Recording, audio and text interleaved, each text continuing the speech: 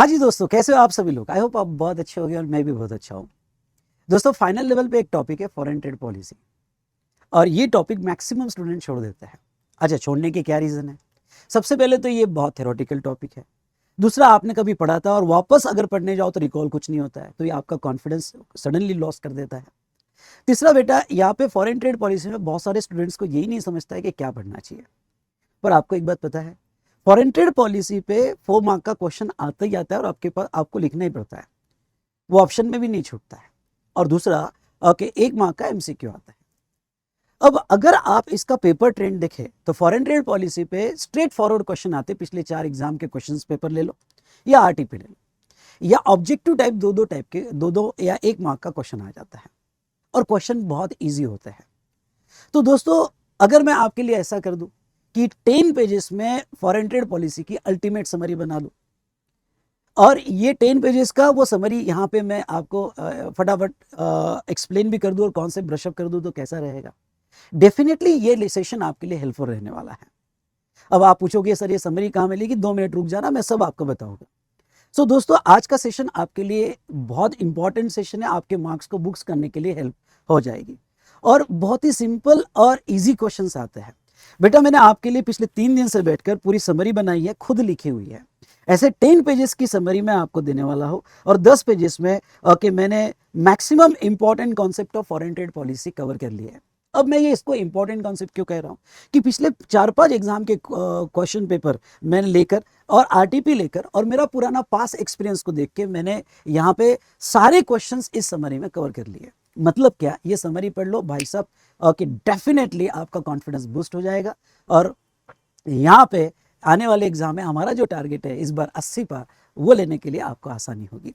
तो चलिए, ये वीडियो जो है मेरे साथ देखिएगा, और डेफिनेटली यहाँ पे इस फॉरेन ट्रेड पॉलिसी को भी हम खत्म कर देंगे और फुल पावर मोड ऑन। चलिए, अब आपको लास्ट ये बता दूं कि ये फॉरेन ट्रेड पॉलिसी का नोट्स आपको कहाँ मिलेगा। नीचे डिस्क्रिप्शन में टेलीग्राम चैनल लिंक दी हुई है, ये टेलीग्राम चैनल लिंक जो है आप ज्वाइन कीजिए। ज्वाइन करने के बाद मैंने one stop solution link pin किया हुआ है।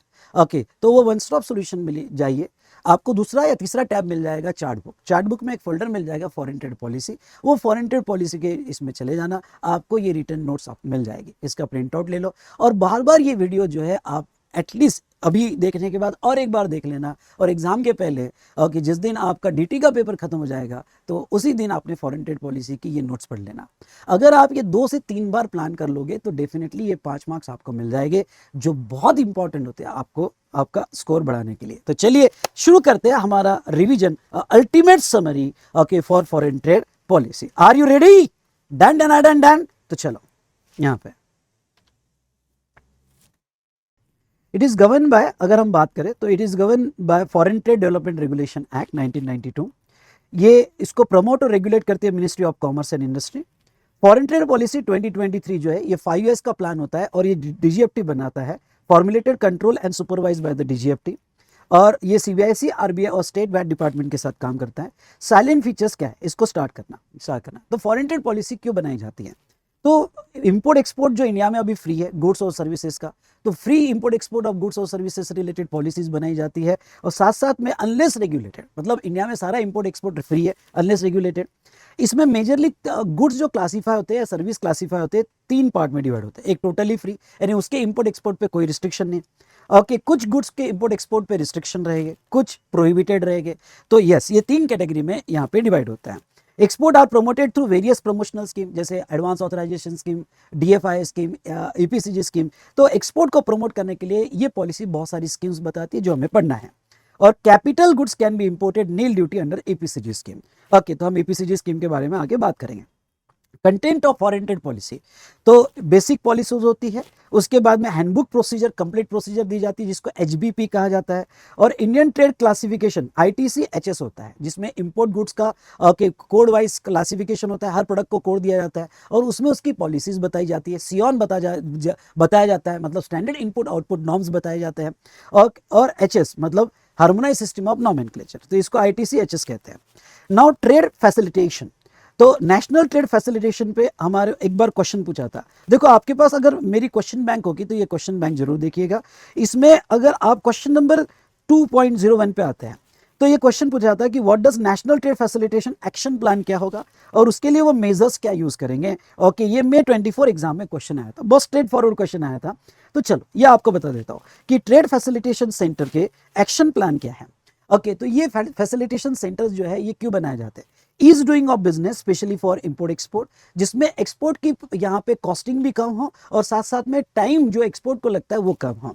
तो for ease doing of business, reduction in cargo release time, बहुत सी बार कस्टम क्लियरेंस में कार्गो रिलीज होने में टाइम लग जाता है इंपोर्ट एक्सपोर्ट, तो वो कम किया जा रहा है। पेपरलेस रेगुलेटरी एनवायरनमेंट, मतलब नो डाउट कि यहाँ पे सब ऑनलाइन चीजें वो करने वाले हैं। Transparent and predictable legal regime, यानी ट्रांसपेरेंट लीगल रिजिम रहेगी, कोई आपको परेशानी नहीं दिया जाएगा, ये इनका एक्शन प्लान है। ओके, और improve investment climate through better infrastructure, India में बेस्ट इंफ्रास्ट्रक्चर वो प्रोवाइड करने के लिए, ओके, एक क्लाइमेट प्रोवाइड करने के लिए, फॉरेन इंडस्ट्री को अट्रैक्ट करने के लिए एक अच्छा इंफ्रास्ट्रक्चर जो है वो यहाँ प्रोवाइड करेंगे। तो ये उनके एक्शन प्लान है। ओके, उसके बाद में मेजर्स, इसके लिए क्या मेजर्स है। अब देखो मैंने 11 मेजर्स इन्होंने ट्रेड फैसिलिटेशन सेंटर से ली है, इसमें से एग्जाम में आया तो आप 4-5 मेजर्स भी अच्छे से लिखो और मार्क्स स्कोर कर लो। अब देखो पहला क्या कि जब भी गुड्स एक्सपोर्ट होगा ओके पोर्ट पे, तो उसको ज़्यादा सीज नहीं किया जाएगा, उसको परेशान नहीं किया जाएगा अनलेस कोई स्पेशल एक्सेप्शन, मेजर एक्सेप्शन होगा तो। दूसरा, सिंगल विंडो सिस्टम लाया जाएगा फॉर एग्रीकल्चर प्रोड्यूस। तीसरा, निर्यात बंधु स्कीम, यानी जो एक्सपोर्टर्स है उनको ट्रेनिंग करने के लिए, काउंसलिंग करने के लिए और एक्सपोर्ट बढ़ाने के लिए निर्यात बंधु स्कीम, ये स्कीम ये ट्रेड फैसिलिटेशन सेंटर लाएगी। डीजीएफटी ऑनलाइन पोर्टल बनाया जाएगा। ओके, उसके बाद में सो दैट आप director general of foreign trade से डायरेक्ट कॉन्टैक्ट कर सको और आपका जो भी एक्शन प्लान है वो फास्ट हो। उसके बाद में 24/7 हेल्प डेस्क, यस, ये डीजीएफटी पोर्टल पे 24/7 हेल्प डेस्क रहेगा, कोई भी आपको दिक्कत जाती है तो हेल्प डेस्क आपको हेल्प करेगा। ऐसा जीएसटी में है, पर वो बात है कि जीएसटी का हेल्प डेस्क इतना काम का नहीं है। साथ साथ में आपकी एफटीपी की क्वेरीज भी इस हेल्प डेस्क से सॉल्व की जाएगी। और अगर पेपरलेस और ट्रांसपेरेंट सिस्टम लाना है तो आईटी ड्रिवन सिस्टम रहेगा। 24/7 कस्टम क्लियरेंस, ये बहुत इंपॉर्टेंट है। अब कुछ मेजर पोर्ट या एयरपोर्ट पे आप कभी भी रात को लाओ सुबह लाओ, 24/7 जो है कस्टम क्लियरेंस की फैसिलिटी दी जाएगी। उसके बाद में Swift, single window interface for trade. Okay, जैसे सारे डॉक्यूमेंट्स अब ऑनलाइन होने वाले हैं तो उसके लिए single window interface for trade, एक ही इंटरफेस, जैसे जीएसटी पोर्टल का इंटरफेस है वैसा यहाँ पे भी एक ही इंटरफेस में सारी आपके कंप्लायंसेस हो गए। उसके बाद में इन संचित, अब आपके कोई फिजिकल पेपर फाइल सेव नहीं होगी, आपके सारे पेपर डॉक्यूमेंट्स जो है ओके इलेक्ट्रॉनिकली सेव किए जाएंगे। कंप्लायंस इंफॉर्मेशन पोर्टल सीआईपी, मतलब सारी इंफॉर्मेशन इंडिया की एक पोर्टल पे लाई जाएगी, अलग अलग डिपार्टमेंट, अलग अलग एरिया की इंफॉर्मेशन अलग अलग नहीं रहेगी। और तुरंत कस्टम्स यानी फेसलेस असेसमेंट भी लाया जाएगा। अब इसमें से 4 से 5 पॉइंट्स लिख लेना अगर ये क्वेश्चन आया तो। ओके, और इस तरह से ये टॉपिक हमारा कंप्लीट होता है और वो था ट्रेड फैसिलिटेशन सेंटर। डन, चलो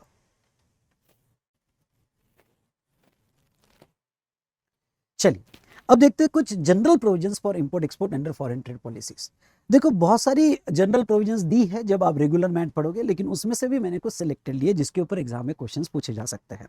जैसे ओके, अगर हम बात करें तो सैंपल गिफ्ट की जनरल पॉलिसी क्या है दोनों इंपोर्ट और एक्सपोर्ट में, और फिर कुछ अदर प्रोविजन जैसे प्रोजेक्ट के लिए बाहर गुड्स यूज किया गया, प्रोटोटाइप होगा तो, और एक्सपोर्ट में थर्ड पार्टी पेमेंट अलाउ होगा क्या, और एक्सपोर्ट क्रेडिट एजेंसीज वगैरह कुछ फैक्टर देखेंगे। और मेजर सेकेंड हैंड गुड्स से रिलेटेड हम देखेंगे और स्पेशली कैपिटल गुड्स का सीजी का हम यहाँ पे देखेंगे। तो चलो ये जनरल पॉलिसीज इंपॉर्टेंट, मेरे साथ फटाफट खत्म कर दो।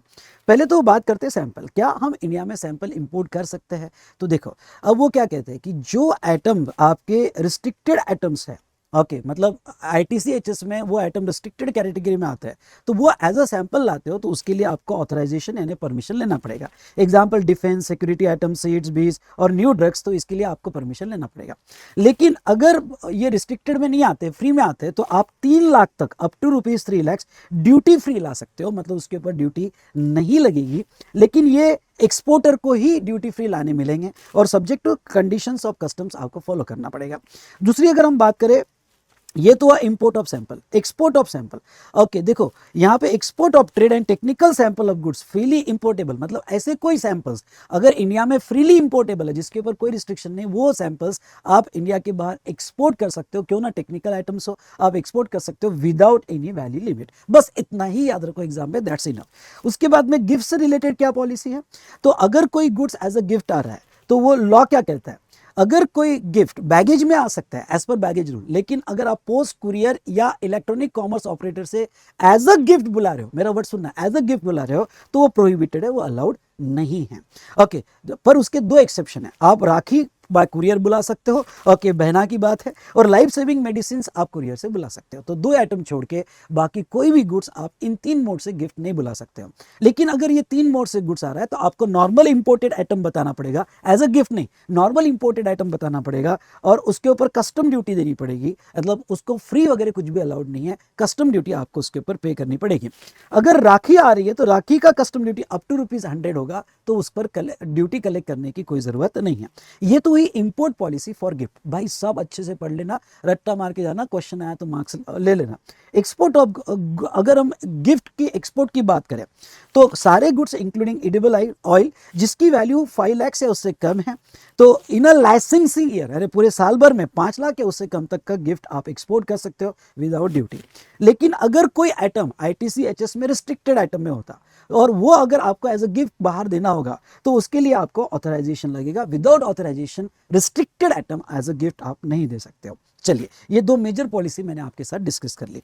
अब इंपोर्ट से रिलेटेड कुछ इंपॉर्टेंट और provision, goods use in a project abroad, समझ लो L&T, ओके, इनका प्रोजेक्ट इंडिया के बाहर चल रहा है, तो और वहाँ कोई उन्होंने गुड्स खरीदा या कैपिटल गुड्स खरीदा और वो इंडिया में इंपोर्ट करना चाहते हैं, तो क्या वो इंडिया में इंपोर्ट कर सकते हैं? हाँ, ऐसे गुड्स वो इंडिया में इंपोर्ट कर सकते हैं, लेकिन ओके, उसके लिए विदाउट ऑथराइजेशन इंपोर्ट कर सकते हैं, लेकिन उसके लिए बाहर एटलीस्ट 1 ईयर तक उन्होंने यूज किया होना चाहिए या 1 साल से ज्यादा यूज किया होना चाहिए।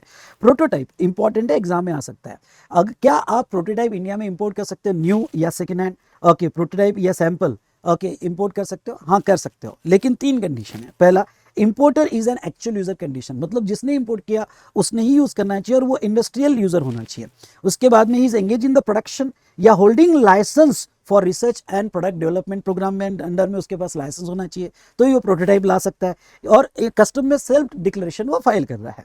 नाउ एक्सपोर्ट में कुछ इंपॉर्टेंट प्रोविजन आपको मैं लेना चाहूंगा। थर्ड पार्टी पेमेंट, बहुत सारे मैन्युफैक्चर इंडिया में एक्सपोर्ट करते हैं on the behalf of third person, तो वो अगर on the behalf of third person export कर रहे हो, डायरेक्ट पेमेंट उनको मिल रहा है, तो क्या थर्ड पार्टी पेमेंट अलाउड है इंडिया में? बिल्कुल अलाउड है इंडिया में, लेकिन उसके लिए 2 कंडीशन है। एक कि जब वो एक्सपोर्ट करेगा तो शिपिंग बिल में जो मैन्युफैक्चरर है और जो थर्ड पार्टी है, इन दोनों का नाम वो लिखेगा। उसके बाद में bank realisation certificate, self declaration form, export order, invoice, okay, सारे डॉक्यूमेंट्स में थर्ड पार्टी का नाम होना जरूरी है। एक कंसेप्ट जिसके ऊपर 2 मार्क का क्वेश्चन आ सकता है वो है एक्सपोर्ट क्रेडिट एजेंसीज। अब एक्सपोर्ट क्रेडिट एजेंसीज ध्यान से सुनिएगा, सपोर्ट एक्सपोर्टर, ये स्पेशली एक्सपोर्ट को प्रमोट करने के लिए एजेंसीज बनाई जाती है जो एक्सपोर्टर को सपोर्ट करती है बाय वे ऑफ इंश्योरेंस, उनका एक्सपोर्ट का इंश्योरेंस, गारंटी पेमेंट, और थर्ड डायरेक्ट लेंडिंग, उनको लेंडिंग भी करती है। जैसे एग्जांपल ले रहा हूँ, ईसीजीसी मतलब एक्सपोर्ट क्रेडिट गारंटी कॉर्पोरेशन या एक्सिम बैंक, ये एक्सपोर्ट क्रेडिट एजेंसीज होगी। अब एक most important second hand goods related मैं यहाँ पे लेना चाहूंगा। अब second hand goods related specially capital goods. अब पहला सवाल, क्या इंडिया में हम कैपिटल गुड्स जो है सेकेंड हैंड इंडिया में ला सकता है? देखो, सेकेंड हैंड गुड्स का कचरा इंडिया में नहीं होना चाहिए, इसलिए उसके ऊपर रिस्ट्रिक्शन डाला हुआ है। अब पहला रिस्ट्रिक्शन क्या है कि अगर कुछ ऐसे सेकेंड हैंड गुड्स, एसी हुआ, एयर कंडीशनिंग हुआ, डीजी सेट हुआ, डेस्कटॉप कंप्यूटर हुआ, रिफर्बिश रिकंडीशनिंग स्पेयर्स और पर्सनल कंप्यूटर और लैपटॉप हुए, या notified electronic and IT goods, electronic goods मतलब जीरोक्स मशीन वगैरह हुआ, तो अगर ये सेकेंड हैंड गुड्स हो गए तो ये विदाउट ऑथराइजेशन इंडिया में नहीं आ सकते। अगर ये रिस्ट्रिक्टेड फॉर इंपोर्ट है, इनके लिए ऑथराइजेशन परमिशन होना जरूरी है। बाकी second hand goods free import है, जिसमें रिफर्बिश और reconditioning spares of capital goods होगा, जिसकी 80% रेसिडुअल लाइफ अभी भी बाकी है, सर्टिफाइड बाय चार्टर्ड इंजीनियर। तो कैपिटल गुड्स आप इंडिया में इंपोर्ट कर सकते हो सेकेंड हैंड में, जिसके लिए ऑथराइजेशन की जरूरत नहीं है, टोटली फ्री रहेगा। और दूसरा, all other second hand goods India में फ्री आ सकते हैं, सेकेंड हैंड गुड्स इंडिया में फ्री आ सकते हैं अनलेस स्पेसिफिकली रिस्ट्रिक्टेड। तो ये कुछ जनरल पॉलिसीज हमने यहाँ पे देखी regarding to import export. I hope आपको ये समझा होगा। Yes, done done done done. चलिए, अगर आप यहाँ पे हमारे क्वेश्चनर में आते हो तो क्वेश्चनर में एक क्वेश्चन जो मॉक टेस्ट पेपर सितंबर 23 में पूछा गया था और आपके स्टडी मैट में भी है, और वो है कि सैंपल और गिफ्ट की क्या इंपोर्ट एक्सपोर्ट पॉलिसी है। तो देखो, गिफ्ट का भी हमने ले लिया, सैंपल का भी ले लिया। अभी तक ये एग्जाम में नहीं आया, पर एग्जाम में आया तो इसके मार्क्स मत छोड़ना। तो चलिए वापस आ जाइए हमारे, ओके, यहाँ पे provision relating to import export हमने जो देखा। चलिए अब आप आ जाइए यहाँ पे स्टेटस होल्डर, एक इंपॉर्टेंट कॉन्सेप्ट है, एग्जाम में आ सकता है, स्टार करना, इसके ऊपर शॉर्ट नोट आती है। स्टेटस होल्डर ये एक्सपोर्टिंग फर्म्स होती हैं और यहाँ पे इनको कुछ प्रिविलेजेस होते हैं जो मैंने नीचे दिए, जो आपको अच्छे से लर्न कर लेना है। तो ये स्टेटस होल्डर बिजनेस लीडर्स होते हैं, एक्सेल इन इंटरनेशनल ट्रेड, बहुत अच्छा एक्सपोर्ट इंपोर्ट करते हैं और स्पेशली एक्सपोर्ट में एक्सेल होते हैं, और successfully contributed in foreign countries foreign exchange trade, country का जो फॉरेन एक्सचेंज है उसमें बहुत अच्छा इनका कंट्रीब्यूशन होता है, इनको स्टेटस होल्डर कहा जाता है। स्टेटस होल्डर रिकॉग्नाइजेशन क्या होगा? तो स्टेटस होल्डर रिकॉग्नाइजेशन के लिए आपको स्टेटस होल्डर बनना है हमारे कंट्री का, तो achieving following export performance in current and preceding 3 financial year, मतलब नीचे एक एक्सपोर्ट परफॉर्मेंस देखेंगे तो ये करंट ईयर में तो ये परफॉर्मेंस चाहिए, as well as last 3 preceding financial year में भी आपका ऐसा परफॉर्मेंस चाहिए। अब स्टेटस होल्डर यानी आप एक्सपोर्ट हाउस, और दूसरा आपका export performance in USD million की मैं बात कर रहा हूँ। आपको सिंगल स्टार स्टेटस होल्डर मिलता है। अगर आपका 3 यूएसडी मिलियन होगा, लर्न करके जाना, कभी कभी पूछा जाता है। 2 star 15 million USD million, 3 star status holder के लिए 50 यूएसडी मिलियन का आपका एक्सपोर्ट परफॉर्मेंस होना चाहिए। 4 स्टार के लिए 200 यूएसडी मिलियन का एक्सपोर्ट परफॉर्मेंस होना चाहिए, और 5 स्टार के लिए 800 यूएसडी मिलियन का परफॉर्मेंस होना चाहिए। अब ये एक्सपोर्ट परफॉर्मेंस कैसे निकाला जाता है, इंपॉर्टेंट आ सकता है इसके ऊपर क्वेश्चन। अब एक्सपोर्ट परफॉर्मेंस निकालने के लिए यहाँ पे export earning in convertible foreign exchange, जो आप एक्चुअल एक्सपोर्ट करते हो ऑन एफओबी बेसिस, वो एक्सपोर्ट अर्निंग आपको लेना पड़ेगा ऐड। अगर आपने डीम एक्सपोर्ट किया होगा, समझ लो ये जो यहाँ पे एक्सपोर्टिंग फर्म्स है ये डायरेक्ट एक्सपोर्ट नहीं कर रही है पर किसी 100% ईओ को दे रही है, तो इसको डीम एक्सपोर्ट कहा जाता है, तो उसका भी एफओआर बेसिस पे, एफओआर मतलब फ्री ऑन रोड वैल्यू।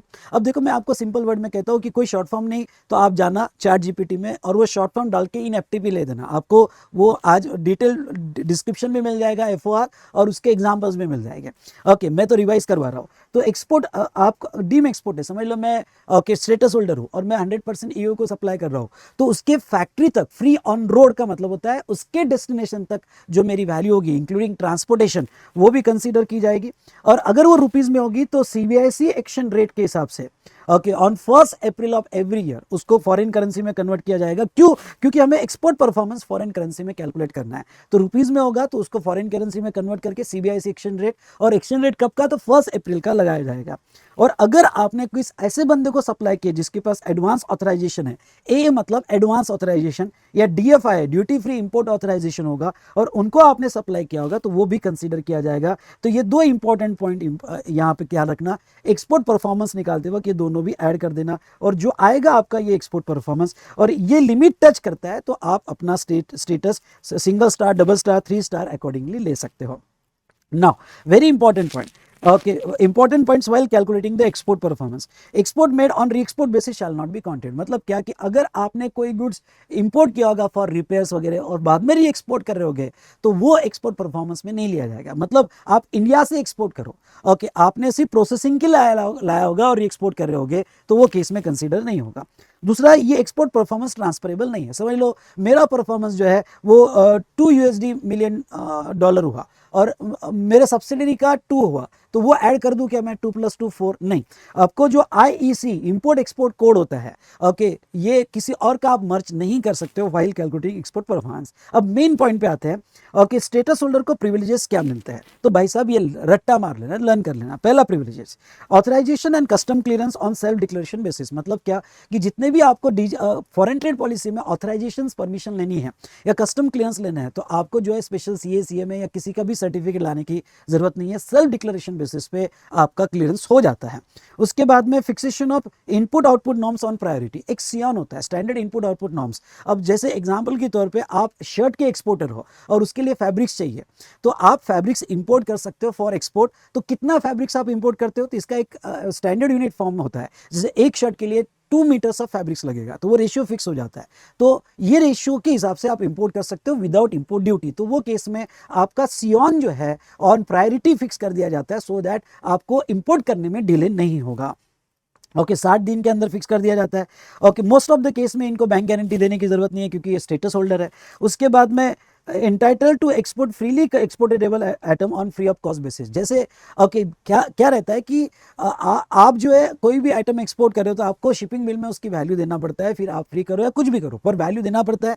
तो ऐसे केस में अगर कोई ऐसा आइटम होगा जिसके ऊपर कोई रिस्ट्रिक्शंस और प्रोहिबिशंस नहीं है तो ये एक्सपोर्ट हाउसेज जो है ये एक्सपोर्ट कर सकते हैं विदाउट एनी कॉस्ट, इनको ऊपर कोई कॉस्ट डिक्लेयर करने की जरूरत नहीं है और वो एक्सपोर्ट कर सकते हैं। Entitled to preferential treatment in handling of consignment, ठीक है। तो ये जनरल पांचों एक्सपोर्ट हाउस को सिंगल, डबल, ट्रिपल, 4, 5 स्टार को मिल जाएगा। हाँ, स्पेशल प्रिविलेजेस जिसके पास 2 स्टार या अबो एक्सपोर्ट अबो है तो वो अपने एक्सपोर्ट वेयरहाउसेस भी यहाँ पे सेटअप कर सकते हैं। और 3 स्टार या अबो होगा तो ऐसे केस में self certified manufactured goods as originating from India to get a preferential treatment in specified agreement. अगर कोई गवर्नमेंट के एग्रीमेंट होगा और इंडियन ओरिजिन गुड्स होगा तो उसमें उनको प्रायोरिटी ट्रीटमेंट मिल जाती है। तो ये आपने देखा यहाँ पे स्टेटस होल्डर पे क्वेश्चन आया है बेटा और एग्जाम में इसके ऊपर पूछा गया है। ओके मैं कोशिश कर रहा हूँ सो दैट कि आपका ये भी समझ जाए कि क्वेश्चंस कैसे एग्जाम में पूछे जाते हैं। एक मिनट, हाँ ये देखो स्टेटस होल्डर पे केस स्टडी उन्होंने पूछा था क्वेश्चन नंबर 3। ओके और स्टेटस होल्डर के क्या प्रिविलेजेस है और स्टेटस होल्डर के आपको ये लर्न करना पड़ेगा। ओके और ये स्टडी मैट में क्वेश्चन है, एग्जाम में आने के चांसेस है स्टेटस होल्डर पे, तो ये आपने करके जाना है। तो इस तरह से हमने जो है यहाँ पे स्टेटस होल्डर देखा, कॉन्सेप्ट यहाँ हमने खत्म किया। डन। चलिए तो अब एक्सपोर्ट प्रमोशन स्कीम स्टार्ट करते हैं और पहला लेते हैं advance authorisation scheme. Important for exam, इसके ऊपर कंटिन्यूस क्वेश्चंस पूछे जाते हैं, अच्छे से पढ़ के जाना। ओके अच्छे से पढ़ के जाना। एडवांस ऑथराइजेशन स्कीम, ये एडवांस ऑथराइजेशन स्कीम क्या है? सिंपल वे में गवर्नमेंट क्या करती है कि अगर आपके पास ऑलरेडी एक्सपोर्ट ऑब्लिगेशन है, एक्सपोर्ट ऑर्डर है और आपको गुड्स मैन्युफैक्चर करके एक्सपोर्ट करना है तो आप उसके लिए इनपुट ला सकते हो विदाउट ड्यूटी। हाँ गवर्नमेंट कहती है ठीक है ना यार, एक्सपोर्ट के लिए तो हम इनपुट लाने दे रहे, इंपोर्ट करने दे रहे विदाउट ड्यूटी। ओके पर आपके पास ऑलरेडी एक्सपोर्ट ऑब्लिगेशन होना जरूरी है। तो इसके बेनिफिट क्या है? सबसे पहले तो ये एम और एमई को मिलता है। एम मतलब मैन्युफैक्चरर और एमई मतलब merchant exporter having tie up with the supporting manufacturer. Okay तो कोई मर्चेंट एक्सपोर्टर खुद मैन्युफैक्चर नहीं पर उसके टाई अप है तो उसको यहाँ पे मिलेगा। तो एम और एमई को मिलेगा और ये एम और एमई स्पेशल एईओ सर्टिफिकेट होना चाहिए। एईओ सर्टिफिकेट मतलब स्पेशल एक्रीडेटेड प्रोग्राम होता है कस्टम्स का, तो वो एक्रीडेटेड प्रोग्राम में रजिस्टर्ड होने चाहिए, तो इनको इनपुट्स लाने मिलेगा। तो एडवांस ऑथराइजेशन, ऑथराइजेशन मतलब परमिशन, आप एडवांस में परमिशन ले सकते हो जो आप फ्यूचर में एक्सपोर्ट करने वाले हो कि इनपुट्स ला सकते हो विदाउट ड्यूटी, ये इसका स्पेशल बेनिफिट है। तो ना आपने जो इंपोर्ट किया इनपुट्स, इसके ऊपर आपको BCD, ACD, cess, anti dumping duty, CVD, safeguard duty, ये ड्यूटीज आपके ऊपर नहीं लगेगी। ये जो इनपुट्स आप लाने वाले हो ये इनपुट्स आप सियोन के हिसाब से ला सकते हो। मतलब क्या, जो स्टैंडर्ड इनपुट आउटपुट नॉर्म्स है, ओके जैसा एक शर्ट के लिए 2 मीटर्स ऑफ फैब्रिक्स, तो ऐसे आप 1000 शर्ट एक्सपोर्ट करने वाले हो तो आप 2000 मीटर्स ऑफ फैब्रिक्स ला सकते हो अगर सियोन फिक्स होगा। तो अगर कोई प्रोडक्ट के लिए सियोन नहीं होगा फिक्स, मतलब इनपुट्स का रेशियो नहीं दिया हुआ, तो आपके सेल्फ डिक्लेरेशन या रेटिफिकेशन के बेसिस पर आप यहाँ पे इनपुट्स ला सकते हो। What do you mean by self ratification, इतना डिटेल में जाने की जरूरत नहीं है, बस इतना समझ कर चलो कि सेल्फ डिक्लेरेशन या सेल्फ रेटिफिकेशन के बेसिस पे ला सकते हो। अब जिस दिन भी आपको ये परमिशन मिली, समझ लो ओके यहाँ पे डीजीएफटी ने परमिशन दे दी कि आप इनपुट्स ला सकते हो विदाउट ड्यूटी, ओके क्योंकि एक्सपोर्ट के लिए यूज होने वाला है।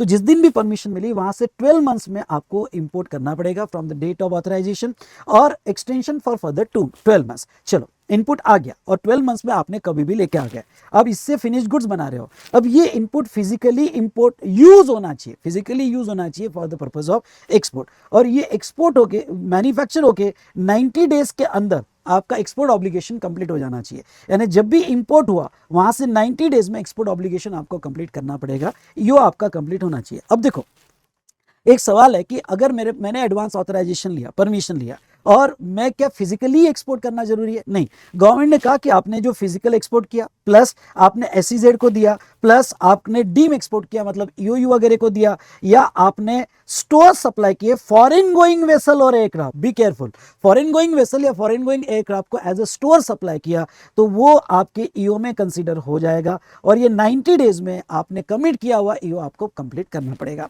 ओके दूसरा, ये स्कीम आपको जो ड्यूटी फ्री इनपुट्स अलाउ किया है, इतनी ड्यूटी आपके इनपुट्स पे नहीं लगेगी। ओके, अगर आप एक्सपोर्ट के लिए यूज़ कर रहे हो, इसमें आपका वैल्यू एडिशन जो है 15% मिनिमम होना चाहिए। मतलब अगर आपने 100 रुपीज़ का इनपुट्स लिया होगा विदाउट ड्यूटी, तो आपको 115 रुपये से ज़्यादा या 115 रुपये तक आपको एक्सपोर्ट करना पड़ेगा। ये वैल्यू एडिशन कैसे, और पेट्रोलियम प्रोडक्ट होगा तो लेस देन 15% नोटिफाई हो सकता है। ये वैल्यू एडिशन कैसे निकाला जाएगा? A minus B divided by B.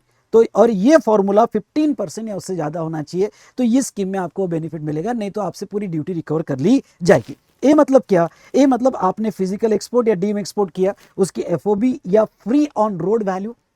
Okay, B मतलब क्या? तो आपने जो इनपुट्स इंपोर्ट किए अंडर एडवांस ऑथराइजेशन, उसकी सीआईएफ वैल्यू। ओके, जो इनपुट्स लिए, जिसकी परमिशन ली, हाँ, इसमें वो भी इनपुट्स जिसके ऊपर ड्रॉबैक क्लेम किए है और ड्रॉबैक यानी ऑलरेडी रिफंड ले लिए, वो भी इनपुट्स की वैल्यू कंसीडर की जा सकती है। तो क्वेश्चन ऐसा आ सकता है कि भाई ऑलरेडी आप ड्यूटी ड्रॉबैक यानी रिफंड क्लेम कर चुके हो, तो बाकी इनपुट्स के लिए एडवांस ऑथराइजेशन के लिए जा सकते हो क्या? बिल्कुल आप जा सकते हो। तो ये ए और बी निकला। अब एक नोट बड़ी इंपॉर्टेंट है, क्या? आप जैसे मैन्युफैक्चर कर रहे हो और मैन्युफैक्चर करके गुड्स एक्सपोर्ट कर रहे हो, तो आपका फॉरेन जिसको एक्सपोर्ट कर रहे हो, जो बंदे को XYZ को आप एक्सपोर्ट कर रहे हो, तो अगर ये आपको कोई इनपुट्स फ्री देता है मैन्युफैक्चरिंग के लिए, तो क्या उसकी नोशनल वैल्यू भी ऐड होगी? तो यस, उसकी नोशनल वैल्यू भी ऐड की जाएगी। ओके, चलिए, तो ये जो था हमने एक्सपोर्ट ऑब्लिगेशन और इनपुट से रिलेटेड देखा। अब नेक्स्ट इंपॉर्टेंट आपको बताओ क्या? Okay, pre import conditions. Pre import conditions मतलब आपके पास ऑलरेडी एक्सपोर्ट ऑर्डर होना चाहिए तो ये परमिशन मिलेगी। ओके, पहले एक्सपोर्ट ऑर्डर बताओ, फिर ये परमिशन लो। गुड्स फिजिकली इनकॉर्पोरेटेड होना चाहिए। अब एक सवाल आता है कि चलो ये तो इंपोर्टेड इनपुट्स मैं यूज कर रहा हूँ, अब मुझे लोकल इनपुट्स लेना है, तो लोकल इनपुट्स ये स्कीम के तहत ले सकते हो क्या? बिल्कुल, लोकल इनपुट्स आप प्रोक्योर कर सकते हो, लेकिन मैन्युफैक्चर के पहले आपको प्रोक्योर करना पड़ेगा और वो भी फिजिकली इनकॉर्पोरेट होना चाहिए। अब कोई डोमेस्टिक मैन्युफैक्चरर है और डोमेस्टिक मैन्युफैक्चरर आपको इनपुट्स प्रोवाइड कर रहा है, तो ये उसके लिए डीम एक्सपोर्ट माना जाएगा। अगर आपको जीएसटी याद होगा तो, कि अगर आपने कोई ऐसे बंदे को सप्लाई किया जिसके पास एडवांस ऑथराइजेशन है, तो ये डीम एक्सपोर्ट माना जाएगा। और इसमें इवन दो अभी रूल 89 4A 4B जो सप्लीमेंट्री इनपुट से लिए रिमूव कर दिया गया, पर मेन गुड्स का भी रिफंड आज भी मिलता है अंडर रूल 89 1 प्रोविजो में। तो जो भी domestic manufacturer main good supply कर रहा है इसके लिए, तो वो 89 1 में, रूल 89 1 में इसका रिफंड क्लेम कर सकता है। ओके, जिसके लिए एडवांस रिलीज ऑर्डर रहेगी और उसको जो भी बेनिफिट है डीम एक्सपोर्ट्स के, वो सारे मिलेंगे। उसके बाद में सवाल क्या है कि कुछ ऐसे मुझे स्पेयर्स लाना है, ओके, इंपोर्ट करना है जो फिनिश गुड्स के साथ, स्पेयर्स फिनिश गुड्स के साथ मैं प्रोवाइड करूं, या एसेसरीज मुझे फिनिश गुड्स के साथ देना है, वो फिजिकली इनकॉर्पोरेट नहीं हो रहा है, तो क्या मैं स्पेस ला सकता हूं? तो हाँ, आप ला सकते हो। तो वो कितना? तो जो भी मैंने ओके टोटल इंपोर्ट किया होगा, उसकी जो सीआईएफ वैल्यू होगी, उसका 10% मैं एक्स्ट्रा स्पेस जो फिनिश गुड्स के साथ सप्लाई करूंगा, वो 10% of CF value of authorisation आप ला सकते हो। एक्चुअल यूजर कंडीशन, ये बहुत इंपॉर्टेंट है। अगर आपको एए एडवांस ऑथराइजेशन मिला होगा, तो आप ये जो भी इनपुट्स आप खरीदोगे, ये आपको ही यूज करना पड़ेगा, आप किसी और को ट्रांसफर नहीं कर सकते। एक कॉन्सेप्ट है ट्रांसफरेबिलिटी, तो आप किसी और को ट्रांसफर नहीं कर सकते। दूसरा, अब समझ लो आप इस इनपुट से आपको फिनिश गुड्स ही बनाना पड़ेगा, और ये जो आपने एक्सपोर्ट गुड्स बनाया, आपका ईओ कंप्लीट हो गया, आपने ईओ कंप्लीट कर दिया, आपने जितना एग्रीड किया था वो कंप्लीट कर दिया और इसका स्टॉक बच गया, तो अगर आपके एक्सपोर्ट गुड्स का स्टॉक बचा होगा, तो वो आप सेल कर सकते हो, वो आप इंडिया में डिस्पोज कर सकते हो। इनपुट किसी को नहीं दे सकते, इनपुट तो आपको यूज करना पड़ेगा, इससे एक्सपोर्ट गुड्स बनाना पड़ेगा, इसका अगर स्टॉक हुआ तो वो आप इंडिया में डिस्पोज कर सकते हो। Done done done done. उसके बाद में नेक्स्ट बेटा, यहाँ पे अगर मैं देखूं तो वेस्ट और स्क्रैप कोई ड्यूरिंग प्रोसेस आया होगा, तो वो भी इंडिया में क्लियर कर सकते हो with payment of applicable duty. Now A advance authorisation for annual requirement, ये भी एक अच्छा पॉइंट है। अब जैसा देखो, ये तो क्या हुआ कि एक स्पेसिफिक एक्सपोर्ट ऑर्डर है मेरे पास 100 करोड़ की, उसके लिए मैं डीजीएफटी के पास गया और उन्होंने मुझे यहाँ पे एडवांस ऑथराइजेशन दे दिया कि भाई तुम 100 करोड़ के लिए एज पर सियोन इतना इनपुट्स ला सकते हो विदाउट ड्यूटी। लेकिन अब कैसा है कि मैं कोई एक ऑर्डर नहीं, मेरे पास ऑर्डर आते रहती है जाते रहती है, तो अब ऐसे केस में मेरी एनुअल रिक्वायरमेंट है, ओके, क्योंकि मेरे को पास ऑर्डर आएगी ही, तो एनुअली मुझे हर कंसाइनमेंट इंडिविजुअल के लिए परमिशन लेने की जरूरत नहीं पड़नी चाहिए, इसलिए मुझे एक एनुअल परमिशन चाहिए। तो क्या वो मिलती है? मिलती है, पर ये उसका ही मिलता है जिसका सियोन फिक्स है। आप देखो, नॉर्मली क्या है, आपका सियोन फिक्स नहीं होगा तो आपके सेल्फ डिक्लेरेशन पे मिल जाता है, लेकिन एनुअल रिक्वायरमेंट आपको अगर ऑलरेडी परमिशन चाहिए तो जिसका सियोन फिक्स है उसको मिलेगा, और export with pass performance of at least 2 years, आपका 2 साल का एक्सपोर्ट परफॉर्मेंस इसमें अच्छा होना चाहिए। और कितना मिलेगा, अब मुझे तो नहीं पता ना आपके पास कितना एक्सपोर्ट ऑर्डर आएगा, आप एनुअल रिक्वायरमेंट ले रहे हो, तो CIF value of import shall be up to 300% of FOB FOR value of export और deem export in preceding financial year और 1 crore whichever is higher. मतलब क्या, पिछले साल जितना आपने एक्सपोर्ट किया होगा, तो आपने पिछले लास्ट ईयर में 100 करोड़ का एक्सपोर्ट किया होगा, तो इसका 300% यानी 300 करोड़ का इस साल इनपुट्स लाने दिया जाएगा। नो डाउट 300 करोड़ का इनपुट लाओगे तो 15% का वैल्यू एडिशन करके आपको 90 दिन के अंदर एक्सपोर्ट करना पड़ेगा, लेकिन प्रीसीडिंग फाइनेंशियल ईयर में जितना भी होगा उसके 300% तक आपको परमिशन मिल सकती है यहाँ पे। ओके, और 1 crore whichever is higher, अब 100 करोड़ हमारा हायर है तो मैंने यहाँ पे लिया। तो ये थी एडवांस ऑथराइजेशन स्कीम, बहुत ही सिंपल है बेटा, इसके ऊपर बहुत सिंपल क्वेश्चन आते हैं। दूसरी स्कीम डीएफआई स्कीम, अब ड्यूटी फ्री इंपोर्ट ऑथराइजेशन, इसमें भी इनपुट्स आपको अलाउ किया जाता है, मतलब आपके एक्सपोर्ट के लिए इनपुट्स लाने दिया जाता है विदाउट ड्यूटी। दोनों स्कीम के लगभग प्रिंसिपल सेम है, यहाँ पे भी आपको इनपुट्स अलाउ किया गया विदाउट ड्यूटी, यहाँ पे भी इनपुट्स अलाउ कर दिया जाता है डीएफआई में विदाउट ड्यूटी। तो फिर डिफरेंस क्या है, डिफरेंस यहाँ पे, ये डिफरेंस बहुत इंपॉर्टेंट है, अच्छे से पढ़ के जाना। अब देखो, अगर ड्यूटी एग्जाम्पशन ऑन इनपुट्स, दोनों ड्यूटी एग्जाम्पशन देते हैं ऑन इनपुट्स, लेकिन एडवांस ऑथराइजेशन में आपको BCD, ACD, cess, anti dumping duty, CVD, सब सेफगार्ड ड्यूटी, इसके बेनिफिट मिल जाते हैं। पर डीएफआई में आपको सिर्फ बीसीडी का बेनिफिट मिलता है, बीसीडी का बेनिफिट मिलता है। ट्रांसफरेबिलिटी, ट्रांसफरेबिलिटी में आप इनपुट ट्रांसफर नहीं कर सकते एक्चुअल यूजर कंडीशन पे, आपने इनपुट लाया तो एडवांस ऑथराइजेशन में आपको यूज करना पड़ेगा। पर डीएफआई में अगर आपका इनपुट का स्टॉक बचा तो आप किसी और को दे सकते हैं, मेन इंपॉर्टेंट पॉइंट। इसलिए डीएफआई उनको लेना अच्छा है, अगर उनको डाउट है कि भाई इनपुट्स में जो ला रहा हो कुछ बच जाएगा, ओके, और मुझे किसी और को देना है, मेरे सब्सिडरी को देना है, तो डीएफआई ज्यादा उनके लिए बेनिफिशियल है क्योंकि वो इजीली ट्रांसफर कर सकते हैं। यहाँ वैल्यू एडिशन 15% है, पर यहाँ पे वैल्यू एडिशन 20% है। ओके, बेनिफिट ये क्या, ये ट्रांसफरेबिलिटी है यहाँ पे, लेकिन फिर वैल्यू एडिशन ज्यादा है। दूसरा, यहाँ सियोन, ओके, एडवांस ऑथराइजेशन आपको मिल जाता है, सियोन होगा या फिर सेल्फ डिक्लेरेशन और रेटिफिकेशन भी बेसिस पे मिल जाता है। पर डीएफआई उसी प्रोडक्ट का मिलता है जिसका सियोन है। अगर आपके प्रोडक्ट का सियोन नहीं है आईटीसी एचएस में और सियोन फिक्स नहीं है तो आपको डीएफआई नहीं मिलेगा। ओके, ये बहुत इंपॉर्टेंट पॉइंट ध्यान में रखना। एक्चुअल यूजर कंडीशन यहाँ पे एडवांस ऑथराइजेशन में अप्लीकेबल है क्योंकि जिसने रॉ मटेरियल लाया, इनपुट लाया, उसको यूज करना पड़ेगा, यहाँ अप्लीकेबल नहीं है, ये ट्रांसफर कर सकता है। पीरियड ऑफ ईओ, इसको 90 दिन के अंदर गुड्स मैन्युफैक्चर करके एक्सपोर्ट करना पड़ता है। ओके, इसको 12 मंथ्स है, यहाँ थोड़ी लिबर्टी है, 12 मंथ्स है कि 12 मंथ्स में कभी भी एक्सपोर्ट किए तो चलेगा। एंटाइटलमेंट, एंटाइटलमेंट यहाँ प्री एक्सपोर्ट मतलब क्या कि आपके पास ऑलरेडी एक्सपोर्ट ऑर्डर चाहिए तो ही इनपुट्स अलाउ होगा, और पोस्ट एक्सपोर्ट एनुअल रिक्वायरमेंट होगी, मतलब पोस्ट एक्सपोर्ट यानी अभी आपके पास एक्सपोर्ट ऑर्डर नहीं है पर आप एनुअल रिक्वायरमेंट ले रहे हो और बाद में भी ऑर्डर तो भी चलेगा। Otherwise pre export basic condition है, लेकिन ये ये ओनली फॉर पोस्ट एक्सपोर्ट को मिलता है। मतलब क्या, जनरली डीएफआई कौन लेता है कि भाई मेरे पास अभी एक्सपोर्ट ऑर्डर नहीं है पर मेरे पास आ सकती है, इसलिए मुझे इनपुट लाने दो, ओके, इनपुट लाने दो, बाद में एक्सपोर्ट ऑर्डर आ जाएगी, इसको पोस्ट एक्सपोर्ट कहते हैं। तो अगर कोई एक्सपोर्टर है जिसके पास एक्सपोर्ट ऑर्डर आती रहती है पर अभी नहीं है और उसको इनपुट लाना है तो वो इनपुट ला सकता है, पर उसको ए नहीं डीएफआई में इनपुट लाने मिलेगा। ओके, और वो बाद में 12 महीने के अंदर जो भी एक्सपोर्ट ऑर्डर आई उसमें वो यूज कर सकता है, लेकिन उसमें वैल्यू एडिशन मिनिमम 20% है। लिबर्टी क्या है, ट्रांसफरेबिलिटी है, एक्चुअल यूजर कंडीशन नहीं है, ओके, वो इनपुट किसी और को भी ट्रांसफर कर सकता है। तो ये हमने देखा यहाँ पे, ओके, एडवांस ऑथराइजेशन और डीएफआई। अब कुछ कॉमन प्रोविजंस फॉर एए और DFI. Accounting of inputs, generic और alternative inputs allowed if SION is permit. अब बहुत सी बार क्या हो जाता है कि मेरा मेन इनपुट जो मैं इंपोर्ट कर रहा हूँ और कुछ जेनेरिक इनपुट्स होते हैं, एंसेलरी इनपुट्स है, अल्टरनेटिव इनपुट्स होते हैं। ओके भाई, ये नहीं मिला तो वो नहीं मिला तो वो, तो अगर अल्टरनेटिव इनपुट्स क्या मैं ला सकता हूँ? हाँ, ला सकता हूँ अगर सियोन परमिट करता है, दोनों में, एए और डीएफआई के कॉमन प्रोविजन। प्रोहिबिटेड गुड्स दोनों स्कीम में अलाउड नहीं है, वो नहीं ला सकते आप।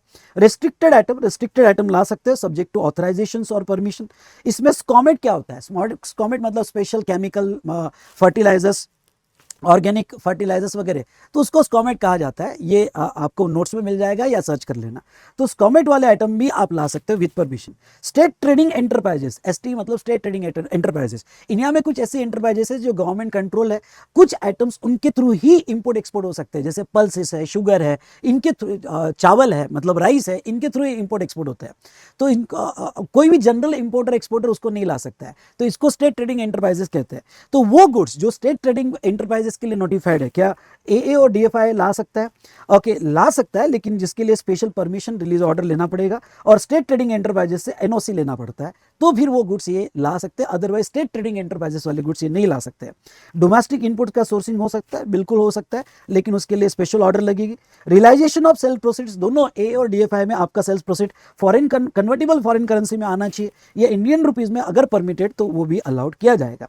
रीइंपोर्ट ऑफ एक्सपोर्ट गुड्स, ओके, मतलब क्या, अगर मैं AA और DFI में एक्सपोर्ट करता हूं और उसमें कुछ वारंटी में वापस रीइंपोर्ट हो रहा है, तो क्या वो अलाउड है? हाँ, वो अलाउड है। तो ये हमने DFI और एडवांस ऑथराइजेशन स्कीम ली। अगर आप क्वेश्चंस देखते हो तो क्वेश्चन नंबर 5 हमारे क्वेश्चनर का, okay, what are the key features of advance authorisation scheme, enlist the item which can be and which can not be imported against advance authorisation. पूरा मैंने एक चार्ट में कवर कर लिया। देखो, आप इंपोर्ट कर सकते हो जो फिजिकली होना चाहिए, सारे गुड्स, फ्यूल, ऑयल, कैटलिस्ट आप इंपोर्ट कर सकते हो। नाउ आपके पास AEO सर्टिफिकेट होना चाहिए, ये भी कवर कर लिया। ओके, उसके बाद में ये इतना इंपॉर्टेंट नहीं है। DGFT, deny the authorisation on scheme assessment, ठीक है, ये तो एक्स्ट्रा पॉइंट है। उसके बाद में एनुअल रिक्वायरमेंट बिल्कुल मिल जाती है, 300% ऑफ FOB और 1 crore whichever is higher, last 2 years का आपका परफॉर्मेंस होना चाहिए। जिसका सियोन है उसका ही एनुअल रिक्वायरमेंट मिल जाएगा। Okay, atom which can be imported, तो ऐसे इनपुट जो फिजिकली इनकॉर्पोरेटेड है, और स्पेयर्स वगैरह होगा तो 10% तक आप स्पेयर्स ला सकते हो। ओके, और कौन से आइटम नहीं, तो प्रोहिबिटेड गुड्स आप एडवांस ऑथराइजेशन में नहीं ला सकते, और रिजर्व आइटम्स फॉर ST नहीं ला सकते हो। Briefly explain the duties which are exempted from under advance authorisation, BCD, additional duty, education cess, anti dumping duty, CVD, मतलब ACD, सेफगार्ड ड्यूटी, ये सब एग्जाम मिल जाएगा। ये कोई इतना इंपॉर्टेंट नहीं है। एक देखो, वैल्यू एडिशन कैसे निकाला जाएगा, ये भी फॉर्मूला दे लिया, और 15% या उसके ज़्यादा वैल्यू एडिशन चाहिए। उसके बाद में ये तो ठीक है, ये क्वेश्चन, हाँ, आपने अगर ऑलरेडी कुछ ड्रॉबैक क्लेम किए होगे तो भी क्या आप एडवांस ऑथराइजेशन के लिए जा सकते हो? बिल्कुल आप जा सकते हो। साइलेंट फीचर्स ऑफ DFI पूछा गया, तो देखो मैंने सब कवर किए। DFI में आप इनपुट्स ला सकते हो, ऑयल कैटलिस्ट ला सकते हो। ये भी टायर वाला पॉइंट मैंने कवर किया कि टायर DFI में नहीं आ सकता है। Duties exempted, only BCD exempt किया जाएगा। एलिजिबिलिटी जिसका सियोन है उसके लिए मिलेगा। उसके बाद में एक्चुअल यूजर कंडीशंस यहाँ एप्लीकेबल नहीं होगी। मिनिमम 20% वैल्यू एडिशन, 12 मंथ्स में आप अभी भी एक्सपोर्ट कर सकते हो। ओके, एंड वैलिडेशन लेटर्स, मतलब क्या कि मतलब ये चार्ट के साथ तुम अगर ये क्वेश्चंस पढ़ लो, ओके, तो आपका फटाफट सारे पॉइंट्स कवर हो जाएंगे। इस तरह से हमने दोनों स्कीम, एडवांस ऑथराइजेशन स्कीम और DFI स्कीम खत्म किया। ओके, एडवांस ऑथराइजेशन और DFI स्कीम खत्म किया। नेक्स्ट हम देखते हैं रेमिशन of duties and taxes on exported product, जिसको हम रोड टेप भी कहते हैं। रोड टेप ये नाम कैसे आया? तो रोड टेप ये नाम जो है RODTEP।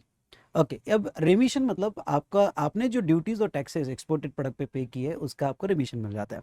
बहुत सी बार क्या होता है कि जब गुड्स एक्सपोर्ट होता है तो एक्सपोर्ट गुड्स पे बहुत सारे टैक्सेस लग जाते हैं, मंडी टैक्स है, ये छोटे छोटे बड़े टैक्सेस इंडिया में लग जाते हैं, या उसके इनपुट मटेरियल पे टैक्सेस में लग जाता है, जिसकी कोई रिफंड स्कीम नहीं है। देखो, GST होगा तो GST की रिफंड स्कीम GST में मिल जाती है, कस्टम्स ड्यूटी की एडवांस ऑथराइजेशन या ड्रॉबैक फॉर्म में मिल जाता है, लेकिन जो छोटे टैक्सेस, लोकल टैक्सेस है, उसके रिफंड कहीं नहीं मिलते हैं, तो प्रोडक्ट की प्राइसेस इंटरनेशनल मार्केट में बढ़ जाती है। तो ऐसे सिचुएशन में ऑब्जेक्ट ऑफ दिस स्कीम क्या है? ऑब्जेक्ट ऑफ ये स्कीम थे कि जो अनरिफंडेड टैक्सेस और ड्यूटीज जो आपके ऊपर लगी है, ओके, और जिसकी वजह से प्राइसेस इंटरनेशनल मार्केट में बढ़ी है, वो रिड्यूस करने के लिए आपको ये अनरिफंडेड टैक्सेस का यहाँ पे रिफंड मिल जाता है। लेकिन ये रिफंड कैश रिफंड नहीं मिलता है, रिवॉर्ड फॉर्म में मिलता है। रिवॉर्ड फॉर्म में मतलब क्या कि अगर आपने प्रूव कर दिया कि भाई इसमें ऐसे कुछ टैक्सेस है जो रिफंड नहीं मिले हैं, तो आपकी एक्सपोर्ट की जो FOB प्राइस है उसके 1% 2% का आपको ई स्क्रिप्ट मिल जाता है कि भाई ये वाउचर है। वाउचर मतलब ये स्क्रिप्ट ले लो और कि ये आपके पास रखो, कैश में नहीं मिलता है। तो जैसे डिस्काउंट वाउचर मिलते हैं वैसे ही ये वाउचर मिल जाता है।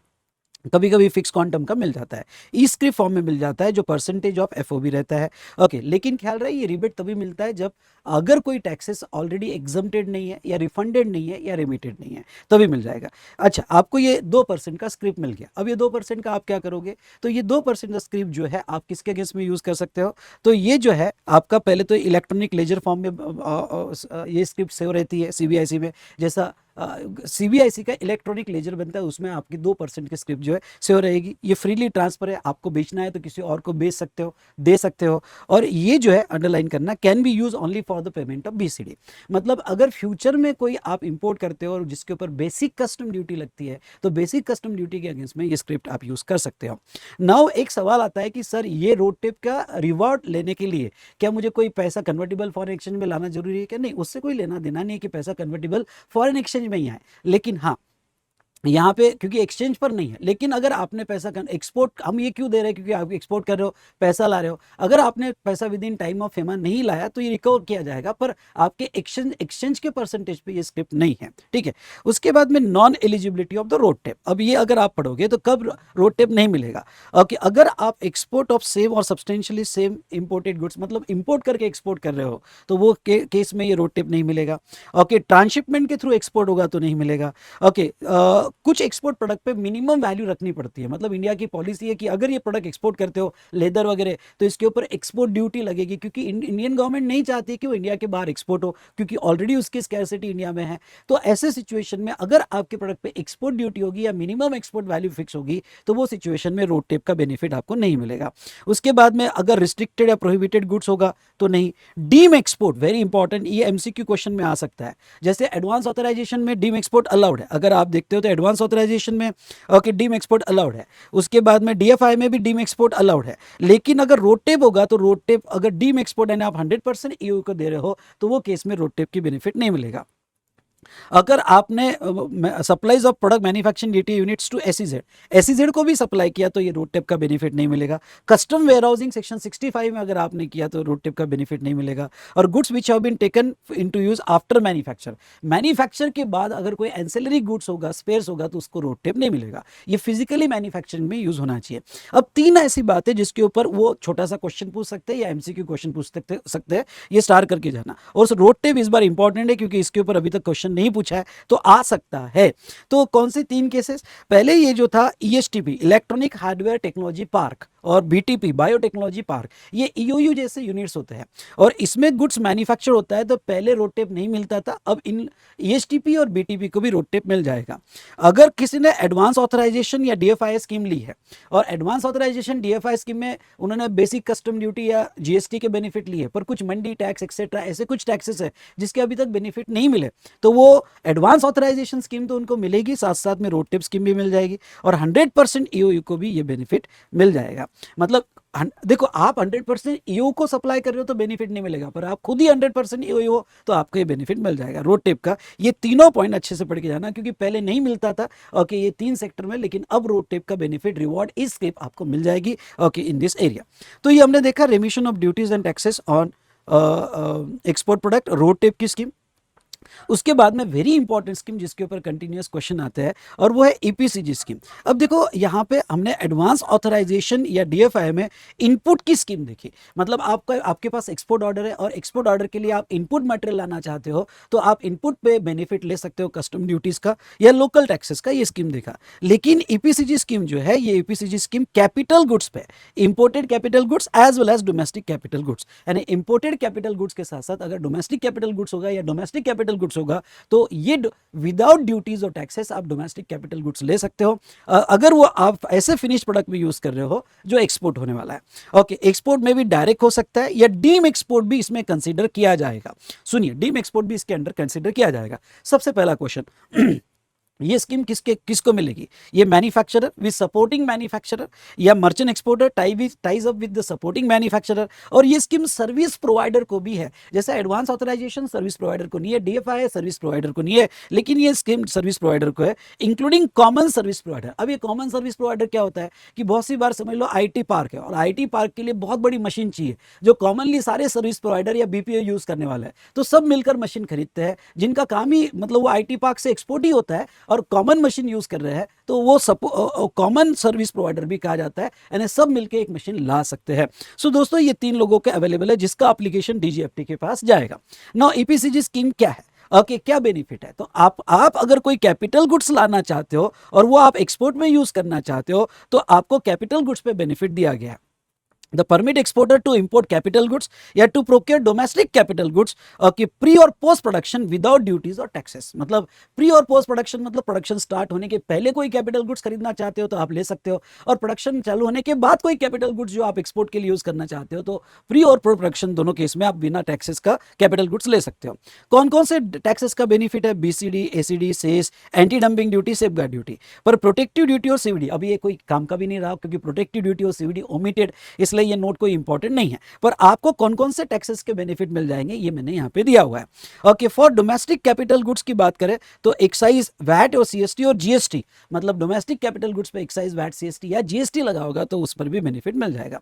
अब कैपिटल गुड्स जब खरीदते हो तो कौन कौन से कैपिटल गुड्स पे ये स्कीम मिलेगी? नॉर्मल कैपिटल गुड्स होगा उसमें मिल जाएगी। कैपिटल गुड्स इन सीकेडी और एसकेडी फॉर्म, सीकेडी और एसकेडी फॉर्म क्या होता है? कंप्लीट नॉट डाउन कंडीशन या सिमिक नॉट डाउन कंडीशन, मतलब क्या, अनअसेंबल फॉर्म में या डिसअसेंबल फॉर्म में आया होगा तो वो केस में आपको वो कैपिटल गुड्स पे भी मिल जाएगा। कंप्यूटर सिस्टम और software part of the capital goods, यानी अगर आप कंप्यूटर सिस्टम खरीद रहे हो उसके साथ साथ सॉफ्टवेयर है और software part of the capital goods होगा तो उस पर भी ये स्कीम आप ले सकते हो। Spare, moulds, dies, jigs, fixture, इस पर भी ले सकते हो। कैटलिस्ट पे भी ले सकते हो। और प्रोजेक्ट इंपोर्ट, कस्टम में कॉन्सेप्ट है प्रोजेक्ट इंपोर्ट, और प्रोजेक्ट इंपोर्ट में अगर आप कोई कैपिटल गुड्स इंपोर्ट कर रहे हो या डोमेस्टिक मार्केट से ले रहे हो तो उसके ऊपर भी आपको मिल जाएगा। नाउ 24 मंथ्स में from the date of authorisation ये कैपिटल गुड्स आपको खरीदना पड़ेगा। ओके, मतलब जिस दिन भी परमिशन मिली और आप डीजीएफटी के पास गए, उनको कहा कि मुझे कैपिटल गुड्स लेना है तो वो आपको परमिशन दे देंगे। वहां से 24 मंथ्स में आपको कैपिटल गुड्स खरीदना पड़ेगा।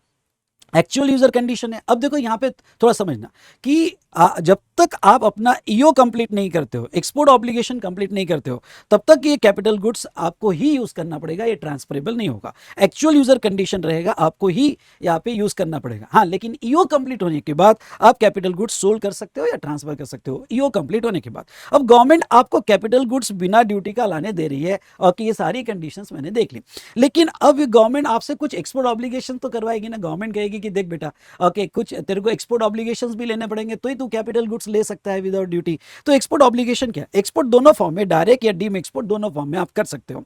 नाउ अब देखो इसमें मैंने दो पार्ट किए, एक प्री एक्सपोर्ट और नीचे यहाँ पे पोस्ट एक्सपोर्ट। पहले प्री एक्सपोर्ट देख लेते हैं।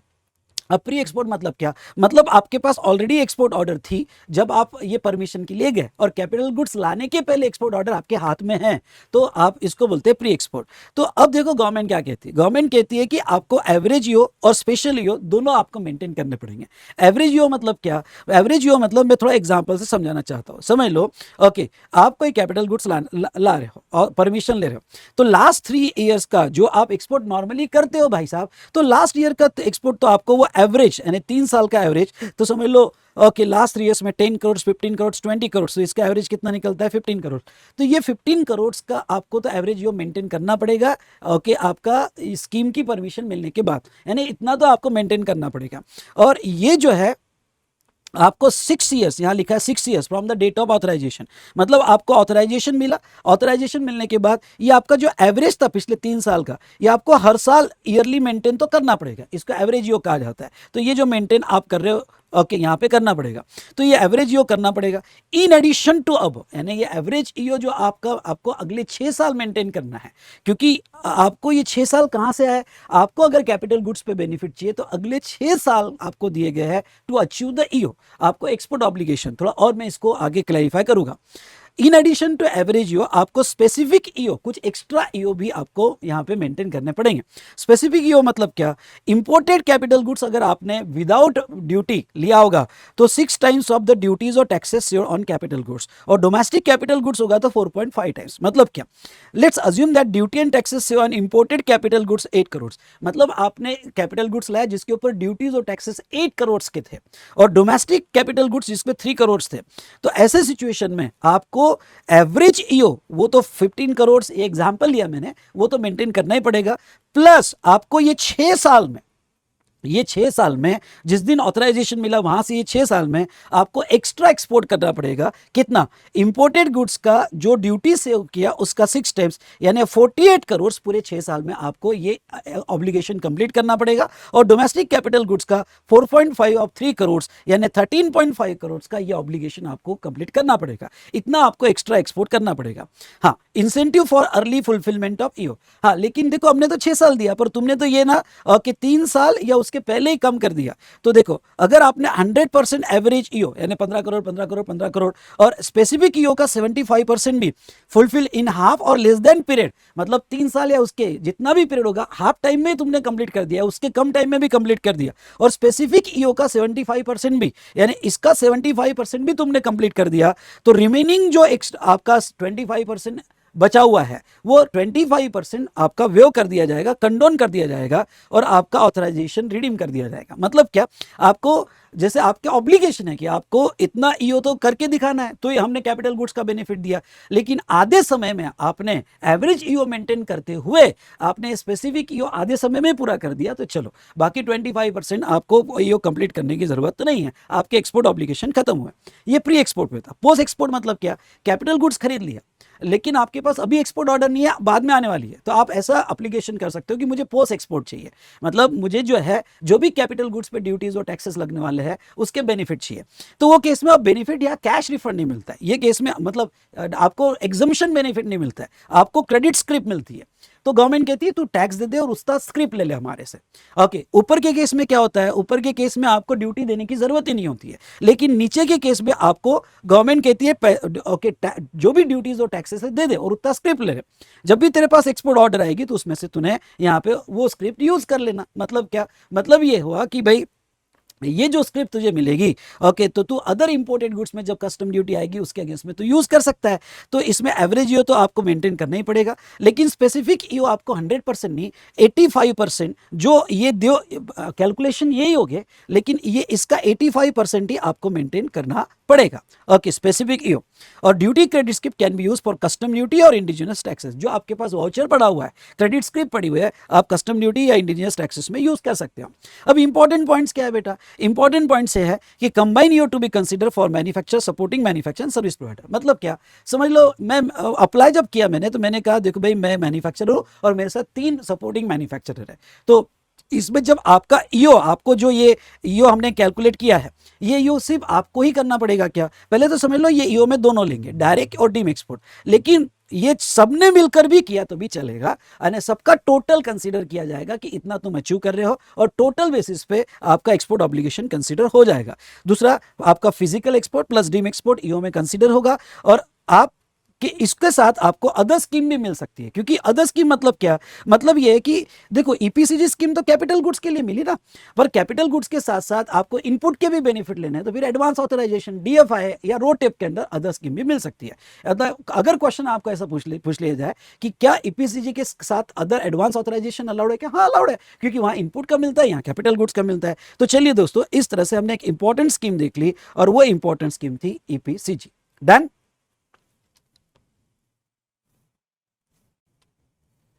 चलिए अब आते हैं यहाँ पे EOU, EHTP, STP and biotechnological park. ये स्पेशल एक्सपोर्ट यूनिट्स है जिनका काम होता है कि भाई बनाओ और एक्सपोर्ट करो। ये स्पेशली एक्सपोर्ट के लिए फॉर्म किए जाते हैं और ये यूनिट्स अलग अलग जगह होते हैं। जैसे एसईजेड जो होता है, सारी यूनिट्स एक जगह होते हैं और ईओयू यूनिट्स अलग अलग स्टेट में अलग अलग जगह बिखरे हुए होते हैं, लेकिन इनका काम होता है एक्सपोर्ट करना। तो ईओयू की अगर हम बात करें तो export oriented unit, EHTP electronic hardware technological park, STP software technological park और बीटीपी बायोटेक्नोलॉजिकल पार्क। अब मैं आपको बताओ नाम अलग अलग है, लेकिन ओवरऑल सेंस में इनको ईओयू बोला जाता है, एक्सपोर्ट ओरिएंटेड यूनिट। इनका काम ही होता है एक्सपोर्ट करना। ओके, ऑब्जेक्टिव, ऑब्जेक्ट क्या है, टू प्रमोट एक्सपोर्ट, भाई इंडिया का फॉरेन एक्सचेंज बढ़ाना, investment, okay, attract investment for export production and employment generation, इनके ये ऑब्जेक्टिव होते हैं। इसलिए गवर्नमेंट स्पेशल ये लाइसेंस देती है। एप्लीकेशन, अगर आपके यूनिट को, समझ लो आपका कोई मैन्युफैक्चरिंग यूनिट है और आपके पास मैक्सिमम एक्सपोर्ट ऑर्डर है, आप एक्सपोर्ट ही करना चाहते हो और यूनिट ही एक्सपोर्ट के लिए सेटअप कर रहे हो, तो वो केस में आप अप्लाई करो। इसकी एक अप्रूवल कमेटी होती है या बोर्ड ऑफ अप्रूवल होता है, इसके पास अप्लाई करो कि मेरे यूनिट को आप जो है ईओयू बना दो या ईएचटीपी, एसटीपी या बायोटेक्नोलॉजिकल पार्क बना लो। नाउ एलिजिबिलिटी, आपको ये स्पेशल एलिजिबिलिटी कब होगी, यानी इसका लाइसेंस कब मिलेगा। ओके, पहली बात तो आपका एंटायर प्रोडक्शन ऑफ गुड्स और सर्विसेज ये एक्सपोर्ट होना चाहिए, एक्सेप्ट परमिसिबल सेल्स इन डीटीए। हाँ, कुछ परसेंटेज डीटीए में परमिसिबल है, तो कुछ परसेंटेज जो परमिसिबल है उतना अलाउड है, बाकी आपका एंटायर प्रोडक्शन जो है यहाँ पे एक्सपोर्ट होना चाहिए। Undertaking mainly manufacturing of goods में होना चाहिए। और सर्विस इंडस्ट्री की बात करें तो रिपेयर्स, रीमेकिंग, रिकंडीशनिंग, री engineering, rendering of services, software, agriculture, ये सेक्टर में वो इन्वॉल्व होनी चाहिए। पर देखो ईओयू ट्रेडिंग यूनिट्स को नहीं मिलता है, ये ईओयू जो है मैन्युफैक्चरिंग या सर्विस इंडस्ट्री को मिलता है, जो मैंने आपको यहां पे बताया है।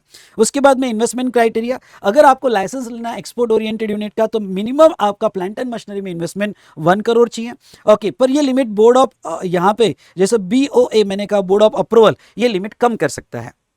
नाउ बेनिफिट्स क्या है, एक्सपोर्ट ऑफ गुड्स और सर्विसेज। अगर आप ये यूनिट बन जाते हो तो यूनिट्स में एक्सपोर्ट ऑल गुड्स और सर्विसेज एक्सेप्ट प्रोहिबिटेड, कोई भी गुड्स एक्सपोर्ट कर सकती है, ज्यादा रिस्ट्रिक्शन इसके में नहीं है, रेगुलेटेड गुड्स होगा, फ्री गुड्स होगा, सब एक्सपोर्ट कर सकते हैं, हाँ प्रोहिबिटेड गुड्स नहीं। और इंपोर्टेड गुड्स, कोई भी गुड्स इंपोर्ट कर सकते हैं including capital goods, okay, except prohibited goods without payment of BCD and ACD. हाँ, ये कोई भी गुड्स इंपोर्ट कर सकते हैं without BCD and ACD except prohibited goods. Procurement from DT, हाँ क्या ये डोमेस्टिक मार्केट से प्रोक्योर कर सकते हैं, बिल्कुल। और इनको जो भी डोमेस्टिक वाला बंदा है इनको सप्लाई करता है वो डीम एक्सपोर्ट माना जाता है, इसलिए विदाउट आईजीएसटी और सेस ये डोमेस्टिक मार्केट से ले सकते हैं, कस्टम वेयर हाउस से ले सकते हैं, या इंटरनेशनल एग्जीबिशन से भी बाय कर सकते हैं। एक्चुअल यूजर कंडीशन, अगर इन्होंने कोई गुड्स खरीदा है विदाउट ड्यूटी तो इनको एक्चुअल यूजर कंडीशन अप्लीकेबल है, इनको अपने एक्सपोर्ट प्रोडक्शन के लिए ही यूज करना पड़ेगा, ये किसी और के लिए यूज नहीं कर सकते। एंटाइटलमेंट, इनको क्या बेनिफिट्स है। Now our units are eligible for following entitlement. Sourcing of goods from DTA, अगर डोमेस्टिक मार्केट से परचेस कर रहे हैं तो वो डीम एक्सपोर्ट कहा जाएगा, जीएसटी के उनको बेनिफिट्स मिल जाएंगे, ओके। अगर कोई सीएसटी लगा होगा तो उसका भी बेनिफिट मिल जाएगा, और एक्साइज ड्यूटी का भी बेनिफिट मिल जाएगा। और अदर क्या है, ओके, स्टेट ट्रेडिंग रिजीम इनको अप्लीकेबल नहीं है, ओके, जो स्टेट लॉज है इनको अप्लीकेबल नहीं होंगे। एग्जम्पशन फ्रॉम इंडस्ट्रियल लाइसेंसेस, इनको बहुत सारे इंडस्ट्रियल लाइसेंसेस लेने की जरूरत नहीं है। एक्सपोर्ट प्रोसीड्स रियलाइज करने के लिए 9 मंथ्स मिल जाते हैं, या 100% एक्सपोर्ट प्रोसीड्स अपने अकाउंट में रख सकते हैं, exchange earner foreign currency account में, ओके। कोई बैंक गारंटी इनको देने की जरूरत नहीं है, और 100% एफडीआई इन्वेस्टमेंट ले सकते हैं।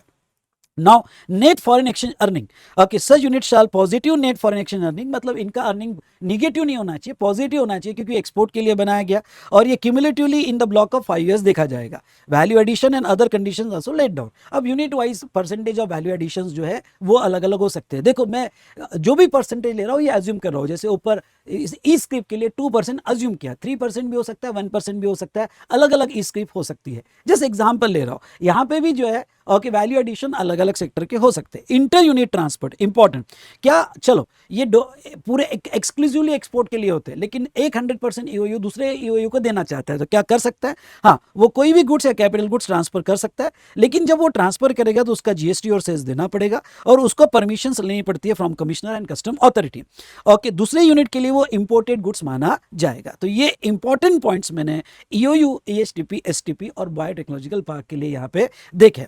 उसके बाद में दोस्तों यहां पे देखा जाए डीम एक्सपोर्ट। डीम एक्सपोर्ट मतलब क्या कि आप डायरेक्ट एक्सपोर्ट नहीं कर रहे हो, पर आप ऐसे यूनिट्स को सप्लाई कर रहे हो जो आगे एक्सपोर्ट कर रहे हैं। मतलब आप डायरेक्ट भगवान तक नहीं पहुंच सकते, लेकिन आप साधु संत तक पहुंच सकते हो जो भगवान तक पहुंचे हुए हैं। मतलब goods okay supply does not ल्यूज the country, but payment of such is received either in Indian rupees या कन्वर्टेबल फॉरेन एक्सचेंज। स्कोप क्या है कि कब बोला जाता है डीम एक्सपोर्ट, 3 केस में डीम एक्सपोर्ट बोला जाएगा। मतलब आप जो है यहाँ पे ऐसे बंदे को सप्लाई कर रहे हो जिसके पास एए या डीएफआई है, या दूसरा जिसके ईओयू, एसटीपी, एसटीपी है, जिसके पास ईपीसीजी ऑथराइजेशन है, मतलब इन लोगों के जिसके पास ऑलरेडी परमिशन है एक्सपोर्ट्स की, उनको सप्लाई करे तो डीम एक्सपोर्ट कहा जाएगा। नाउ इंटरनेशनल कॉम्पिटिटिव बिडिंग के प्रोजेक्ट में आप सप्लाई कर रहे हो, या कोई infrastructural project of national importance उसको सप्लाई कर रहे हो, तो ये डीम एक्सपोर्ट बोला जाएगा। Benefit for deem export, no doubt सबसे बड़ा बेनिफिट ये है, यहां पे आपको ऐड करना है तो और ऐड कर देना, ओके। ये जो भी आप डीम एक्सपोर्ट करते हो तो आपके एक्सपोर्ट ऑब्लिगेशन के लिए, मतलब एडवांस ऑथराइजेशन का एक्सपोर्ट ऑब्लिगेशन हुआ, डीएफआई का एक्सपोर्ट ऑब्लिगेशन हुआ, या ईपीसीजी का एक्सपोर्ट ऑब्लिगेशन हुआ, तो उसके लिए कंसीडर किया जाता है, सिर्फ रोड टेप के लिए कंसीडर नहीं होता है। उसके बाद में आपको डीप एक्सपोर्ट की तरफ ड्रॉबैक या रिफंड मिल जाते हैं, और एक्साइज ड्यूटी वगैरह होगी तो उसका भी रिफंड मिल जाएगा। और conditions, direct supply to such entity, third party supply shall not be eligible for the benefit. आप अगर ये लोगों को, कौन से, ये 3 लोगों को डायरेक्ट सप्लाई कर रहे हो तो ही आपको बेनिफिट मिलेगा, उसको डीम एक्सपोर्ट का और आपके एक्सपोर्ट ऑब्लिगेशन में कंसीडर किया जाएगा। सो इस तरह से हमारा एफटीपी खत्म हुआ दोस्तों। ये 10 पेज पढ़ लो और ये वीडियो जो है 1-2 बार देख लो, ये 5 मार्क्स आपके मुझे लगता है पक्के हो जाएंगे, ओके। इसमें से क्वेश्चन आने के पूरे चांसेस है, पूरा एनालिसिस के बेसिस पर मैंने बनाया है। और आई होप अगर ये सेशन आपको बहुत अच्छा लगा होगा तो लाइक जरूर कीजिएगा, कमेंट दीजिएगा बेस्ट एफटीपी मजा आ गया, हाँ ये लिखिएगा बेस्ट एफटीपी मजा आ गया। तो दोस्तों शेयर भी कीजिएगा, और यस इस बार आईडीटी में 80 पर, उसके नीचे हमें सोचना नहीं है। Thank you so much and all the best.